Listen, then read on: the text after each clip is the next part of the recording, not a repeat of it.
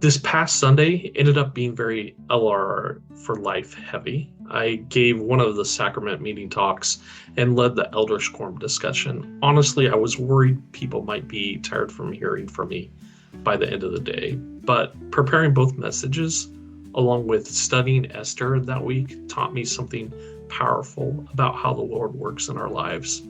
My talk focused on finding peace and power through temple worship. As I prepared it, I found myself reflecting on the temples that have shaped my life: Chicago, Mesa, Phoenix, and now Indianapolis.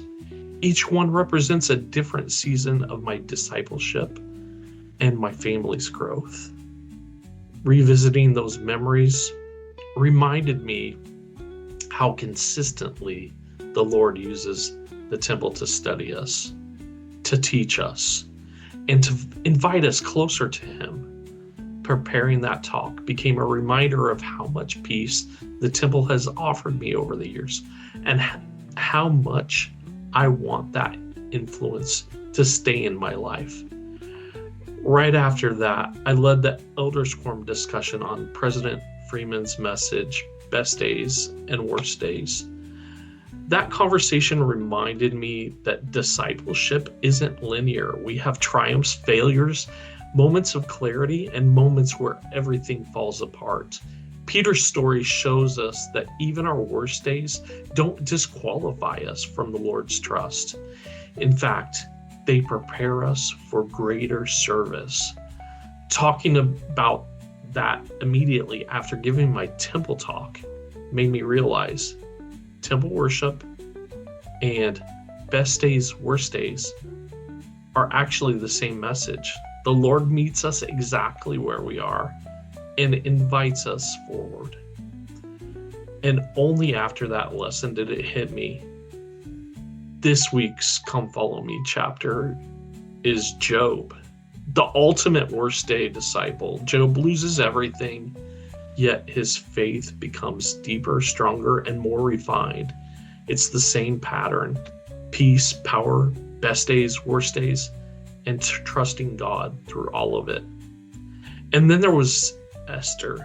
Studying her story that week tied everything together.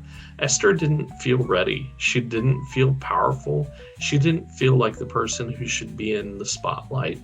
But the Lord placed her exactly where she needed to be for such a time as this. Her courage didn't come from perfection. It came from trusting God in a moment that felt overwhelming. So yes, Sunday was a lot of me talking, but preparing all of this taught me the same truth. The Lord uses our quiet seasons, our busy seasons, our best days, and our worst days to draw us back to Him. And when we show up, even imperfectly, He gives us peace, power, and purpose for such a time as this. How have you felt when God asked you to do a lot all at once? I hope you have a good morning, afternoon, evening, night, whatever. Bye.